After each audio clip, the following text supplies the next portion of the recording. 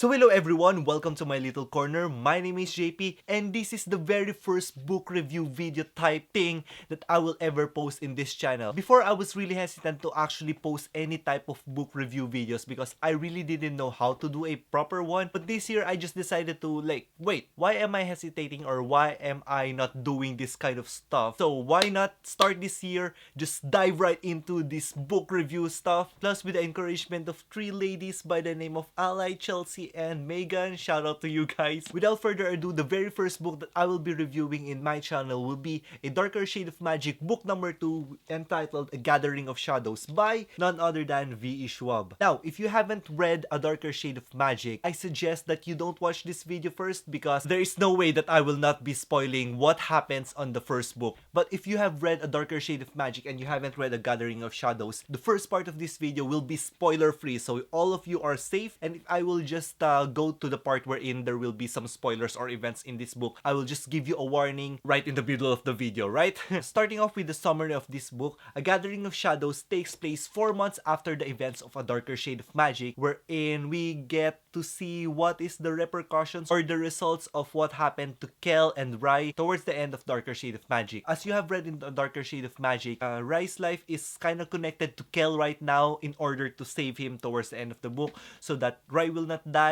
Kel kind of tied his life into his, so now they are kind of in two separate bodies but living in one life, kind of like that explanation. Plus, Delilah Bard, as you have seen also in the end of A Darker Shade of Magic, has become a pirate, which is actually quite amazing in this book. Delilah Bard, or Lila, is just a strong female protagonist. There is this major event that is happening on Red London called Essentash or Elemental Games, wherein several empires that surround the Arnesian Empire, or where Kel and Rai's kingdom is, it is surrounded by other kingdoms as well as introduced in this book. Some strong magicians that represent their country will be coming on Red London and they will battle it out with some good old-fashioned elemental magic, as the Elemental Game suggests. And that in itself is just a sold-out idea for me as well, because who doesn't love Avatar The Last Airbender, or who doesn't want magicians going on in a full-out battle? And the last thing also that is happening in this book, as presented in the synopsis of the book, is that Red London is having this kind of fun, like very lively, full of magic, but there is another London that we don't know yet, if you haven't read the book, that is coming back to life. And that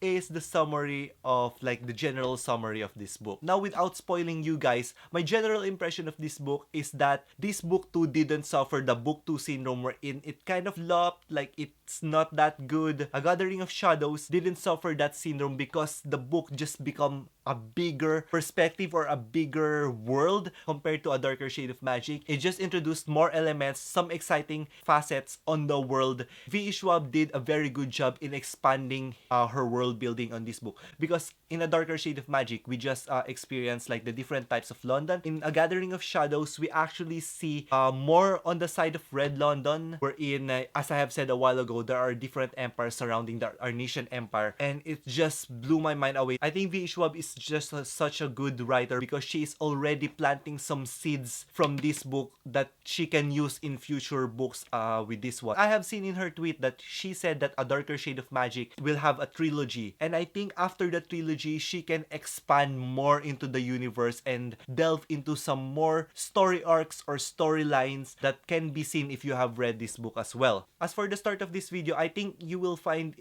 two opinions from me. One is that it started a little bit slow, but it's not the slow bad kind of stuff, because the second opinion that I have is that I feel that she just reintroduced some elements from the last book. It was a really good choice for her and a really good part for me as well, because I kind of forgot some of the stuff that I have read in A Darker Shade of Magic, and when I read The Gathering of Shadows, when she was reintroducing some elements from the past book, my memory is kind of fresh. Book started kind of slow, but it's a good type of slow because your memory is refreshed on the events that happened on A Darker Shade of Magic. Character-wise, I really love what she did with Rai, with Lila, with Kel, with some of the new characters like Alucard Emery. There's just some serious character development that happened in this book, and I also like the fact that she was able to focus on all of her characters' point of view or mindset without showing any bias towards a certain character character. Like, she didn't just focus on Kel, she didn't just focus on Lila, she just didn't focus on Rai. I believe that all characters were equally presented in a very balanced and a very good manner in this book. As for the elemental games or the Esentash, by the way, shout out to Megan because I kind of buddy read, or like we read this book at the same time. I was freaking out on her when I read Esentash or elemental games because when I was just reading the book, I am just imagining all of the stuff that is happening, like all of the fights between the magicians. She really did a good job on her wordings. That's why it was very easy for me to imagine what type of action or what kind of movements the characters are doing. Plus the magic, it's just all in all, I rated this book in Goodreads 5 out of 5 stars because I just really loved everything that happened in this entire book. The storyline, the characters, the character development, and the possibilities of what will come towards the next book. So it's definitely a recommend to all of you guys. Read A Darker Shade of Magic. If you have finished it, read A Gathering of Shadows. And as for the readability, or if I will continue the series along, it's a definite thumbs up. I will definitely continue going on with this series. V. Schwab, you really did a fantastic job in doing or in writing this book.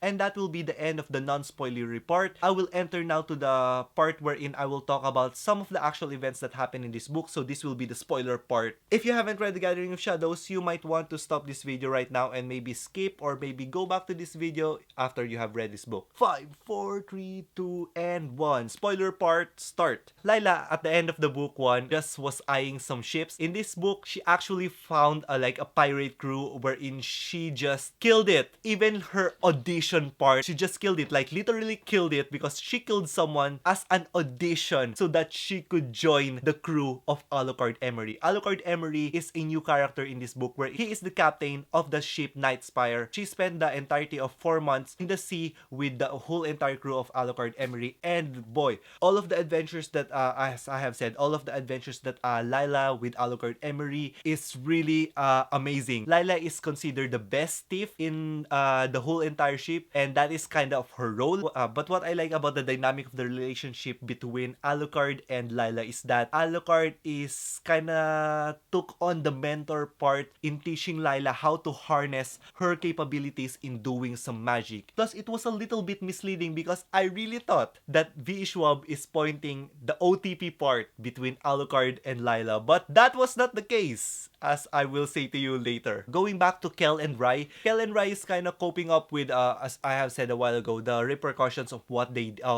did, or what Kel particularly did. You can see that Rai is sometimes kind of not okay with what happened. Rai is wishing that he could have just died, or Kel just let him die, but Kel loves his brother so much that it's not an option. But you will see in this book that there's some, like, a little bit of a struggle between the two, especially right now wherein they are linked. They are kind of feeling the emotions that whatever the other one is feeling right now. I like the fact when one of them is injured, the other one feels it as well. Because in this book, as you have known, Kel is like an all-rounder magic, like the powerful Antari, powerful magician, that he is forbidden to join the Esentash or the elemental games. But he still joined the elemental games with the persuasion of Rai, which is not necessary because Kel at the back of his mind for sure wants to join these elemental games, and Rai was just the one that actually did it. He's the one that pushed Kel to, yeah, just join the elemental games because I know that you want it. And going back to Lila, speaking of elemental games, as you know, Lila, she wants adventure, she wants danger. Her motto for this book is chasing danger, which is absolutely fantastic for her character.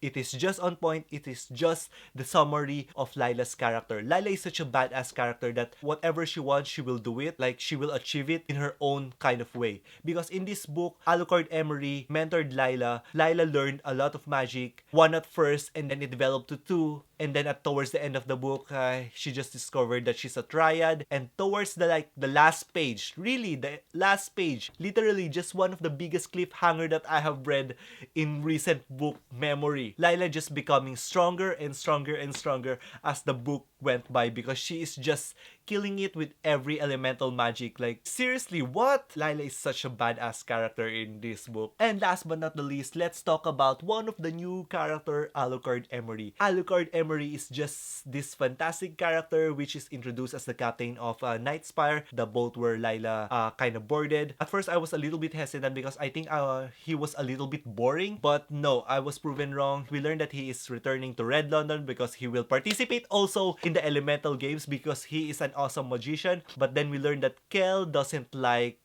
Alucard Emery because now this is the part. The Lila and Alucard Emery OTP kind of died because the true OTP is that Rai and Alucard Emery are the true OTP.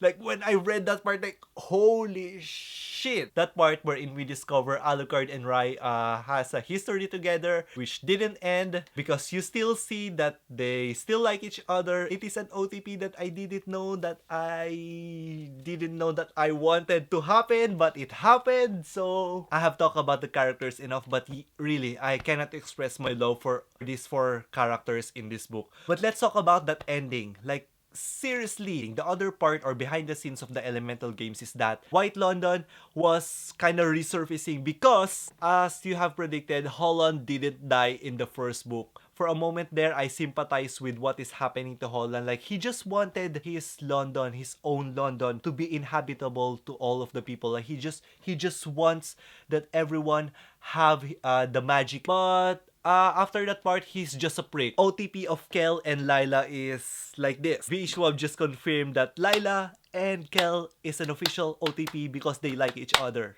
Now, I need to wait for at least 1 year or more before the next book, which is the torture. All of booktube, if you ask them, one of the things that is like the struggles of a booktuber is waiting for the release of the next book. I think that is it for this review. I don't know how I did until I edited this video, but I hope that I kind of did decent. I know that I still need to improve a lot with this type of video, like this type of book review. Anyway, that is my review for A Gathering of Shadow again by V. Schwab. That will be the end of this review video. Again, if you like this video, give it a thumbs up as it will help me a lot. And also, if you are liking the content that you are seeing in this video or in this channel, click the subscribe button. I will see you guys in the comment section down below. My question is to you that, have you read Darker Shade of Magic? Have you read A Gathering of Shadows? What did you think about it? Let's talk on the comment section down below. I will see you guys in my next video. Bye!